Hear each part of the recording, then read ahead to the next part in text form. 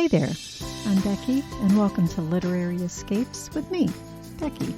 Thanks for joining me today as we talk about all kinds of great bookish escapes. Today I'm talking with author Tamatha Cain, and I am so excited to share with you her historical fiction set in Jacksonville. So much interesting history there. Let's jump right in. So, Great. Tamatha, welcome to the Literary Escapes podcast. I'm super excited to chat with you today. Oh, me too. Thank you so much for having me. Oh, my pleasure. I love talking to authors and hearing their stories, and really enjoyed looking at the book that you had that just came out. That sounds so interesting. So I can't wait to dig into that one. Great.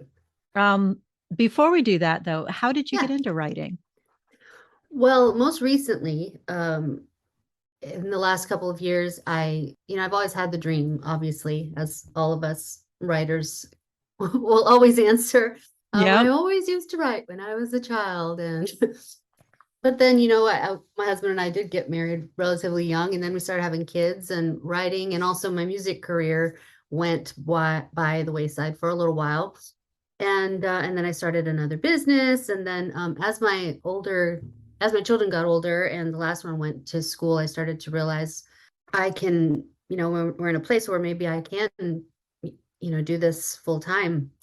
And so I used to do custom wedding cakes. Oh, wow. For many years, like 12 years, I have owned my own business. I sort of stopped taking wedding cake orders, started spending more time writing. And, with that first book, it's sort of like, can I even do this? Right. How do you can How have do you great do ideas, this? but Why am I doing this? Yeah. Yeah. And, that first time getting to the middle of the draft and you're like, what was I Where thinking? is it supposed to go? Yeah. What in the world was I thinking? But then that book, I joined Florida Writers Association and entered it in the Royal Palm Literary Competition, and it won gold. Wow. And I think that also just made me feel like, just with my family and everyone who knew that I was trying to write, it just gave me a little boost of confidence that Absolutely, it's not just me who thinks maybe I could write a book. That's my first one, and it did really well. So then it just evolved really from there. I wrote another book, the one that we're going to talk about, Song of the Chimney Sweep. I was agented for a little while. I actually got an agent really quickly, a big agent in New York. And wow.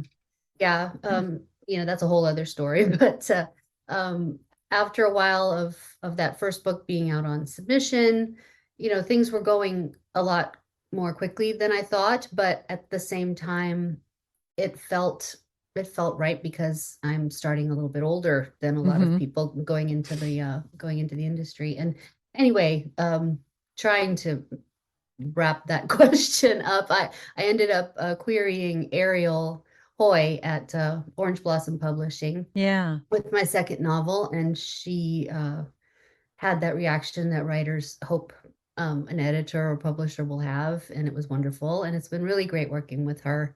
And then it came out in August, and it's kind of hard to put a date on when did I start writing. Yeah. Because it's like a process, and it is. Yeah. Find yourself at different stages, and you look around like, how did I get here actually? But it has been great so far. That's awesome. Your first book that you wrote, did that actually get published? It is not published yet. Okay. Again, everything seems to go into another story, but That's okay. that book was going to be my next one with Orange Blossom. In the meantime, I was working on a biographical fiction about Una O'Neill Chaplin. So Charlie Chaplin's I was looking at that one too. The lady he was married to for 34 years, and they had 8 children, and she was obviously much younger than him. And it's just a fascinating story. And I couldn't believe that there is no biographical fiction about her. Right. She's mentioned when he's talked about, or when her father, Eugene O'Neill, the playwright, is talked about. Okay.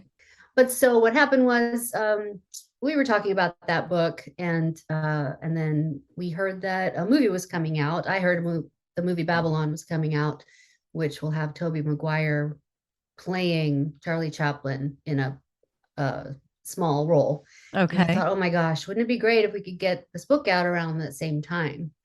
And so Ariel and I just kind of jumped into Jumped jumped into into that we, one. yeah, we Yeah. pushed that first one out of our minds for a little while, and we signed a contract On this one. Yeah. on Only Una, and yeah, so now that's coming out January 3rd, sort of That's in exciting. tandem with the timing of that movie. So yeah, Very yeah, I'm really cool. excited about that. It's pretty close together for two books, especially Yeah. for a new author, but you know, just feel That's like the okay. yeah, I think so. I think so. And the publishing industry is just changing so much. There's just I feel like all these rules we're supposed to learn and follow, like, they change every day. They You do, know, you especially can when you go with someone like Ariel at a smaller publisher, write a there's a small lot more press. flexibility, I would think, in Mm-hmm. the timing of because the big publishing houses, they basically only want one a year. Mm-hmm. And Right. if you happen to write more than that, they're not going to take it typically, Yeah. is Mm-hmm. my understanding. Mm-hmm. Yeah. So you either contract with another publisher or you self-publish or however you Right. know. Mm-hmm. So that's interesting. I love that she was willing to work with you on that. Yeah, me too. She's great, and it's very exciting to to have that dynamic kind of Yeah. support that she is able to provide. And I get writers contacting me all the time about how I feel about having gone with a small press, and I say no regrets. That's You awesome. know, yeah, I really feel like it's the like I said, the market is just changing so much, and Mm-hmm. it's all about what you and the people that support you are willing to do. And I really don't know that. I mean, obviously I still have that dream of one of the big publishing houses falling in love with one of my books, and you know but That I'm would not be sure pretty that cool. dream even, yeah, but I'm not even sure if that same dream even exists anymore, Or if having it your needs book to, pulled out. yeah. Right, right. Or having Yeah. your book pulled from, the slush pile of some editor's desk. That doesn't even, those piles don't even really exist in I the don't same think way they do. anymore. Yeah. Yeah. Like you said, a lot has changed in publishing over the Mm-hmm. years. And yeah, the New York people have had to adjust Right. also. And so, yeah, that's really cool. So let's talk about Song of the Chimney Sweep. That one Okay. just came out at the end of August this year, Right. Mm-hmm. and it's historical fiction. Mm-hmm. So tell us what that one's about. Yeah, so it is historical fiction. It's got a dual timeline. And a mystery wrapped up in actually two, romantic suspense situations going on. Wow. And so the first timeline is set starting in the late 60s, where a late young woman named Betty meets a up and coming R&B artist here in Jacksonville, Florida. It's set Okay. where I live, so at the Florida Georgia line. And he, goes on to superstardom while she ends up having to stay or go back to Jacksonville to take care of her mother and watch his rise, Mm-hmm. from behind the front desk of a dying motel, roadside motel. Okay. Those iconic Yeah, roadside motels we have here. I mean, exactly. yeah, especially in Florida. We have a Uh, few, yeah. yeah. And so, but then one day she disappears, and it is inspired by a real story that actually happened here in Jacksonville Oh, off of wow. Highway 17. And then in the modern day, there in the other timeline, there's a podcast that is looking into the missing woman's story, Okay. and actually the two podcasters went to UNF. Oh, And okay. we're friends there in the communications department, and they started this podcast together. They very obviously like each other, but they are avoiding that part of their relationship because of their business. And they end up finding out a lot more than they intended or thought they would Right. in their looking into this story. So it's told in the dual timelines, and also You get transcripts of the podcast that also help inform. So a lot of the time, the reader is privy to clues that the investigators themselves are not privy Okay. to. So then it ties up, I think, in a very satisfying way. I, Awesome. I get a lot of people text me when they're done reading it saying, I'm crying Oh, that's awesome. in a good way. So that, yeah, that makes me happy. So it does have, a sort of a bittersweet, but still uplifting ending. Not to Nice. give too much away. So Yeah, nice. yeah, so that's been out since August, and I think it's getting some, some good. I'm getting some good feedback on it. That's awesome. Yeah. Yeah, It seems to me that it would be really challenging to write a mystery or suspense type book because you have to have all the clues that are stuck in yeah, that you only get after the fact and right, right, red herrings along the way. yeah. And And that is one of my favorite parts about reading a mystery. So, yeah. all the things that I love about a really good mystery, I tried to, learn, figure out how they do it. Because the Hmm. really good ones, you don't even, you don't see the clues coming at all. You don't even Yeah. know you just read a clue. Even seasoned mystery readers, where we want to think everything is a clue. Oh, that must be a clue. Oh, it must be her. It must be. That's what happened. That's funny. Yeah, so it's just so much fun to go back through and sort of, realize, let me drop this here, and what's the best way to drop it. Oh my goodness, so much fun. Just So talking about it's making me want to write another one. that's awesome. It's the So most fun part. do you have like an outline where you have that all, or do you just rough draft it and then go back and put your What? clues and herrings in and all that? Yeah. So with that one, I had a rough idea. I knew what I wanted to end up happening. I wasn't positive how it was going to get there. Okay. And several major things that happened really did evolve while writing the I love that. scenes. Okay. Yeah, me too. I, um, yeah, I find where that where so you're amazing how a story kind of writes itself. You have no idea that yes, it's going to go there. exactly and when people used to say that, or I used to read that maybe in, writing advice articles and stuff, I would say, come on, Yeah, how that do you doesn't really the happen. story's not going to tell itself. You have to tell the story. But no, it really is true. You'll be Yeah. going along writing one of the characters saying something or something. It's Oh, almost like they tell you, oh, I remember when this happened, and it's not you, it's them remembering. right, I know right. that might sound a little wacky if you don't do that, for a living, but it Yeah, really that's is how pretty it cool. happens sometimes. Yeah. I love that. Yeah. And I've talked to authors where they're like, the characters kind of introduce themselves to the author, if you Yeah. will. And Mm-hmm. the author has no idea who this character is until Mm-hmm. they really get into it. And the character just kind of lets themselves be known, I guess is, Yeah, and and I I think love sort of that. things, me too, and I think it's obviously, since ultimately it is coming from your mind, you don't know what your brain is going to draw from. What Right. person you met when you were 12 is going to come out and say some words that you heard as a child are going to come out of a character's mouth, and you just sit there and smile like, Yeah. I recognize you. I know who you are now. Hey, Yeah. I remember you. Yeah. That's awesome. Yeah. So, with Song of the Chimney Sweep, how did you hear about that story? So there are several sort of local stories woven through this book, including a lot of Jacksonville's musical history, sort Oh, of the cool. Allman Brothers and Ray Charles and Leonard Skinner and Ma Rainey and Blind Blake and all that stuff. Because of my musical background, I really wanted that to be part of Nice. this book.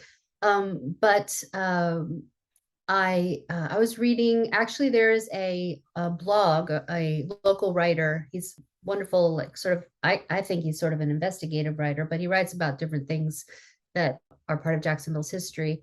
And I saw this one story about a lady. Oh gosh, her name just flew out of my head. But a lady who disappeared from a motel off of Highway 17, and the people suspected her husband. Okay. And just again, long story short, years later, after he had passed away, they found her, unfortunately, her remains in her car in the St. Mary's River. So Oh, there's a little bridge there, and she had driven off instead of onto the bridge.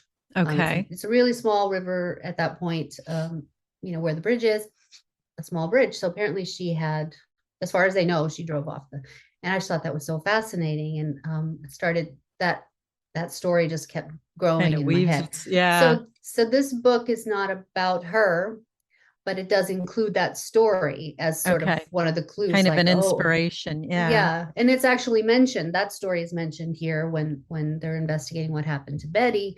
It's like, oh, Okay. there's similar stories, maybe could it have been, someone preying on these people Right, behind right. at the motels. They're so isolated. And so I didn't want it to seem like I was, fictionalizing that woman's story, but I did include it because it's part of Jacksonville's interesting history. Right. So that's kind of where that part of it started. Okay. But different elements of the story had inspirations in different places. For Yeah. instance, there's a treasure hunt that ends up kicking off because of the podcast's investigation, and it takes place near where I live. I live in sort of a historic district near downtown, and that's how we brought in the chimney sweep element. Again, not to give too much away, but so the houses and the history of Jacksonville's architecture kind of comes in, and without it becoming like a history book, Right, right. it still does, I think, sort of give North Florida its own place as a character in the I book. love that. Yeah. And I like when an author can give you a sense of a city, like you said, without being a history lesson necessarily. Yeah, Um, yeah, because there's so many really cool cities in Florida. there And are. to share pieces of their uniqueness is always interesting. Right. Especially Jacksonville, because as I say in the book, it sort of has an identity crisis, and it's the place that people just sort of pass through on their way to someplace more fun. Right, right. And a lot of people don't necessarily like the name. They don't want to say, I mean, it's a fun place to visit. We've got the beaches, we've got, so much going on, but just tends to be overlooked. Hmm. And I do kind of, just at the beginning of the book in the first transcript, go into some of the things Jacksonville's known for. A little bit of I just have the podcaster just explaining to the new, for the new season, here's where this is going to be set in our town of Jacksonville and Okay. what we're known for. I feel like it gives sort of a basis for, why is this story even set here? Nice.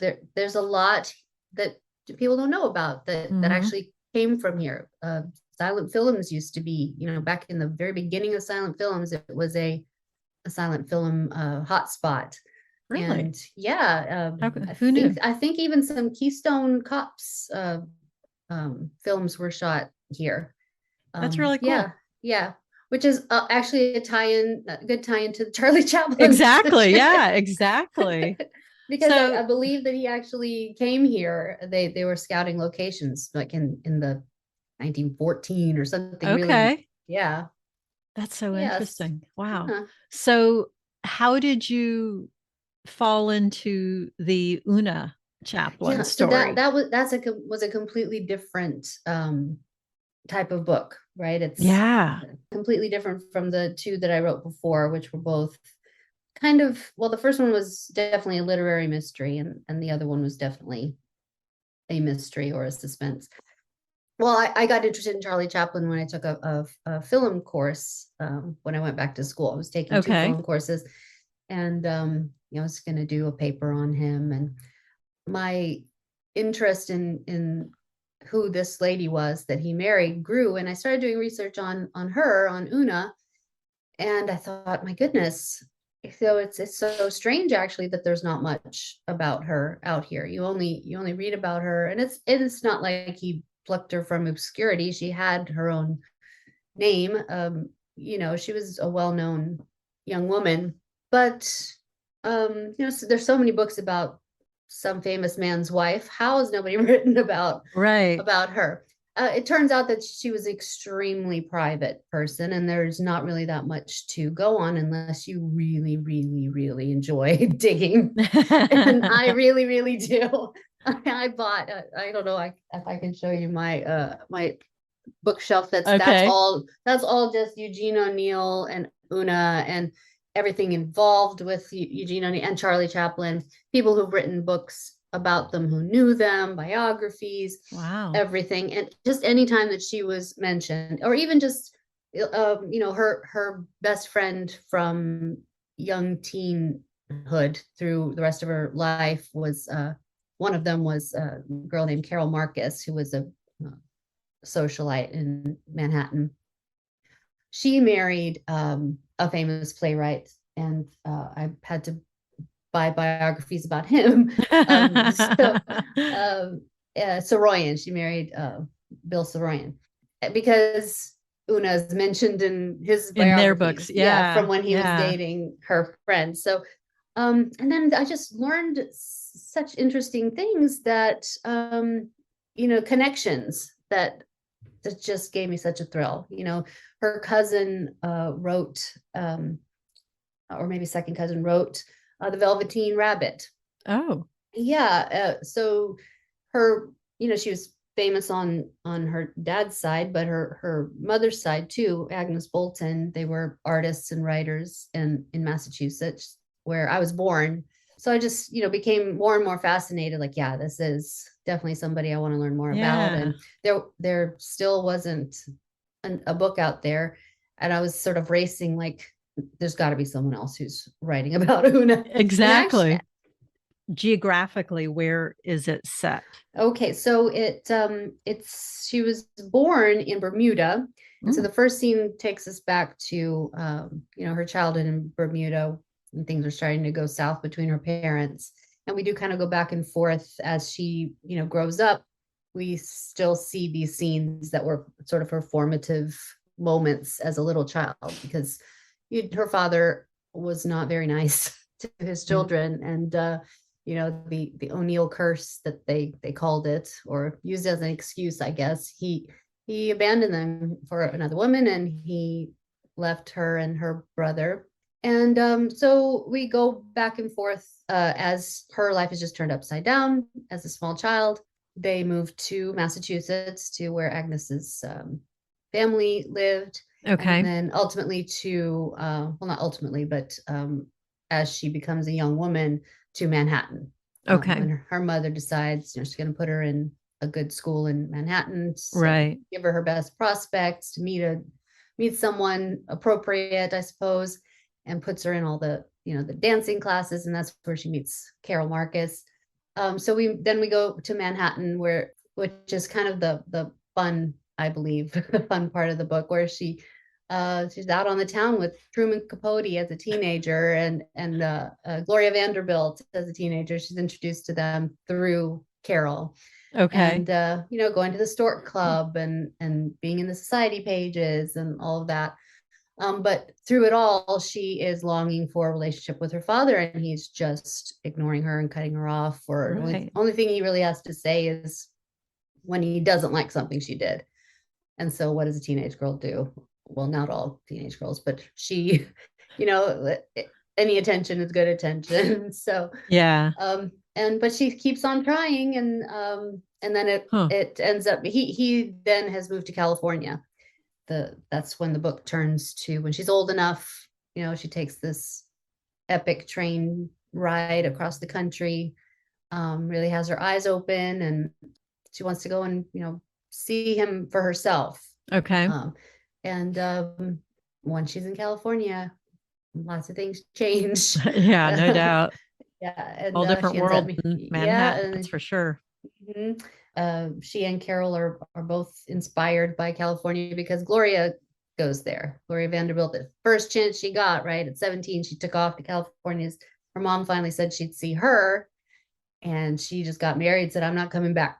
and Wow. and Okay. so her friends are also like, oh, California. And Una's dad is there. So, it's not a secret. It doesn't go the way she wanted.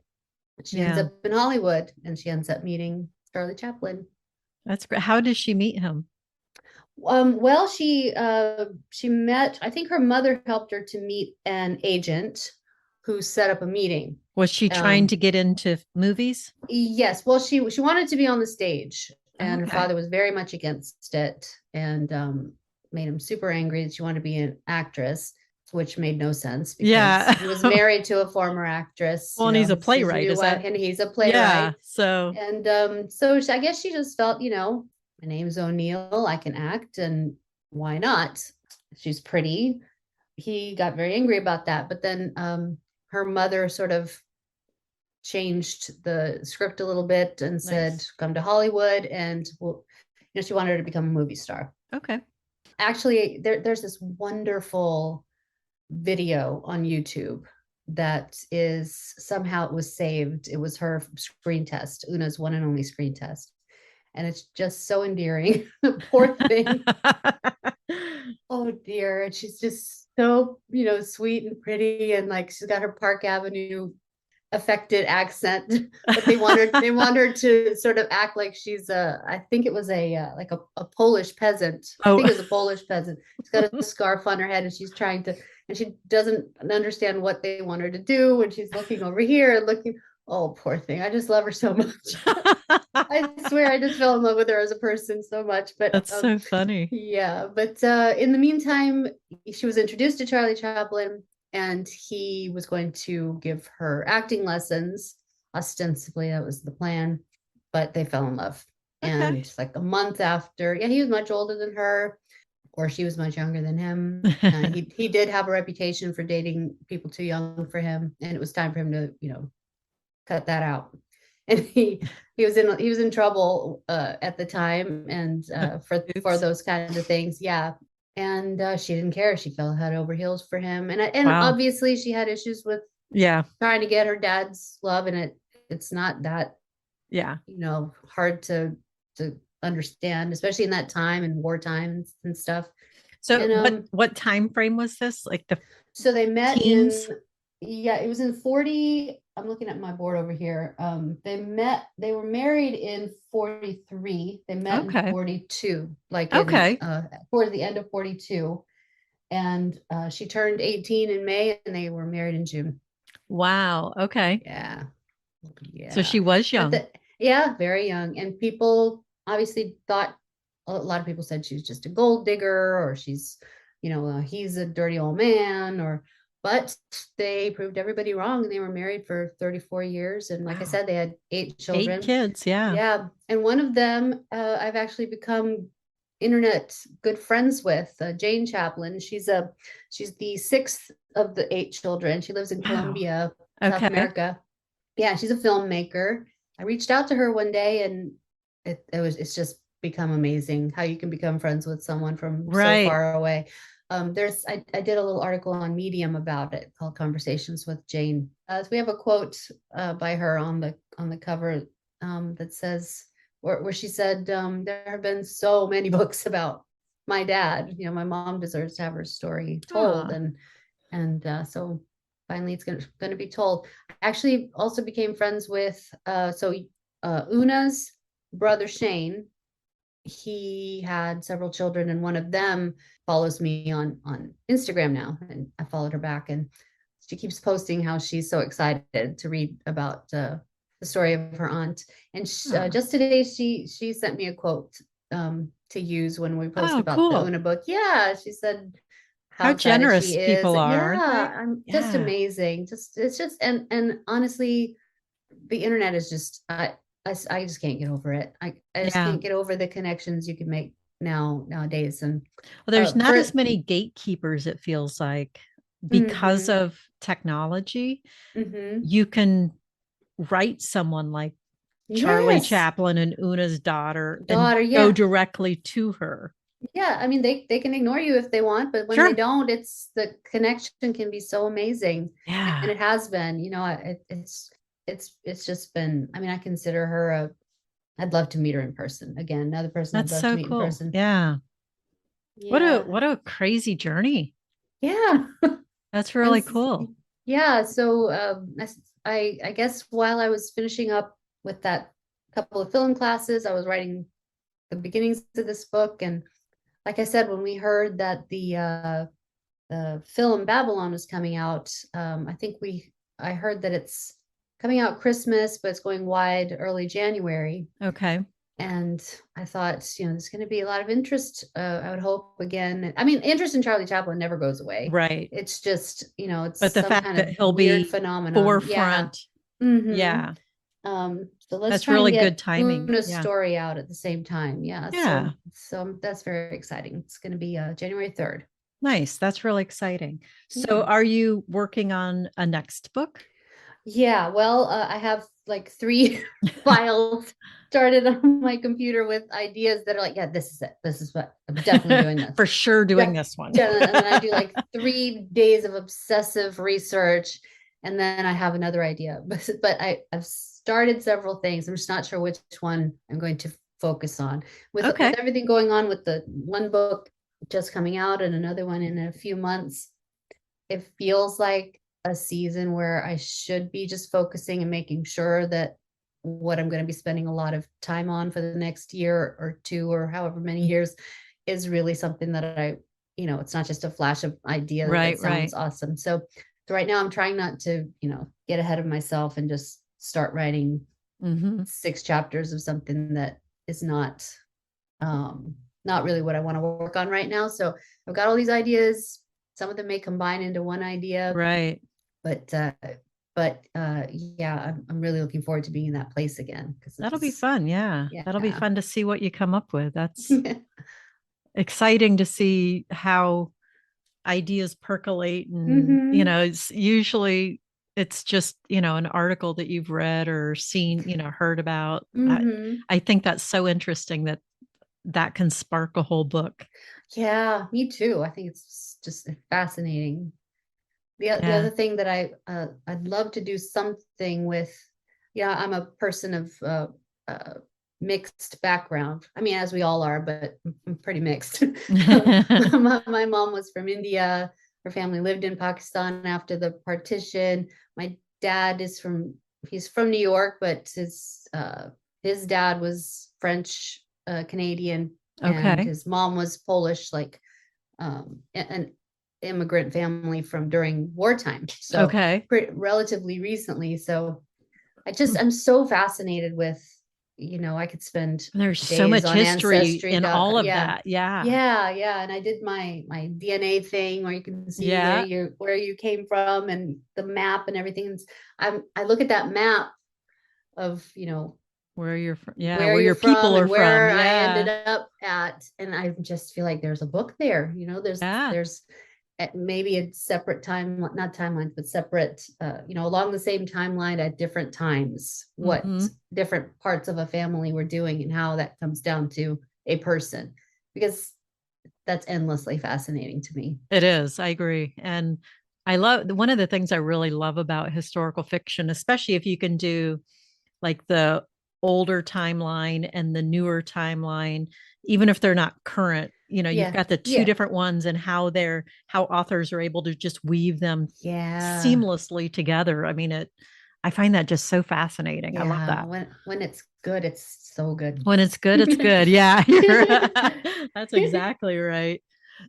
So, where can readers find you? Where do you like to hang out online? Yeah, well, I've tried all the social medias. I'm on everything. I'm on the social medias. Yeah. How old am I?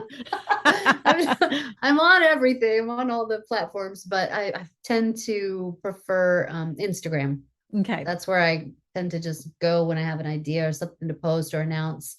But my website is tamathacain.com, Okay. and we are always keeping that updated with the, like, for instance, the pre-order for only Una was announced yesterday, Oh, awesome. um Okay. on the 4th, and so that'll be up to show you where you can go to pre-order. um and I'm on Linktree, which kind of combines everything in one place, which is pretty Yeah, cool. that's Trying convenient. to Yeah. do more with Pinterest. So if folks would like to support me by, liking some of those pins, I think that helps. And I'm just Tamatha Cain everywhere. But again, it's all can be found via the website. I think that's the Okay. easiest. All the That links sounds are good. I'll on the make sure website. I'll hook Yeah. that up on Yeah. the show notes for you. Awesome. Thank you. Yeah. And there is a newsletter you can sign up for there as well. I try to do that monthly with updates of, what's been happening and what's about to happen.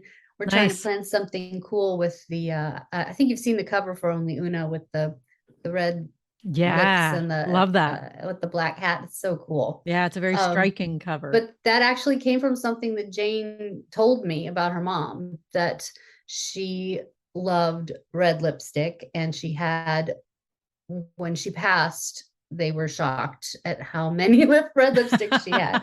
Like I think she liked good things, but she was frugal still. She wasn't like, she didn't have, I don't think it was to hoarder status, but as far as Yeah. lipstick, she said, She had some I've lipstick, never huh? seen that many red lipsticks in my life. So when they asked me if I had any ideas for the cover, I was like, red You gotta lips. It have has to, red lipsticks, yeah. yeah. So we're gonna do something, some sort of event with a red lipstick, prize Oh, or fun. yeah. So that's probably going to be in November. Oh, and Nice. a Goodreads giveaway should be starting the middle of October or beginning of November. Okay. We're working on that. So there'll be a giveaway for a chance to win one of 5 signed copies of Only Una.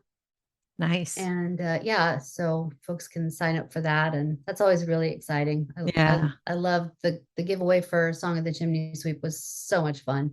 Oh That's my awesome. goodness. How Yeah. exciting. Yeah. Good stuff coming. I love that. Yeah. And of course, I always want to promote and uplift bookstores, local bookstores. So if folks want to pre-order through their local bookstore, Indie Yeah. Bound, that's really great. And it helps authors too, just, Right.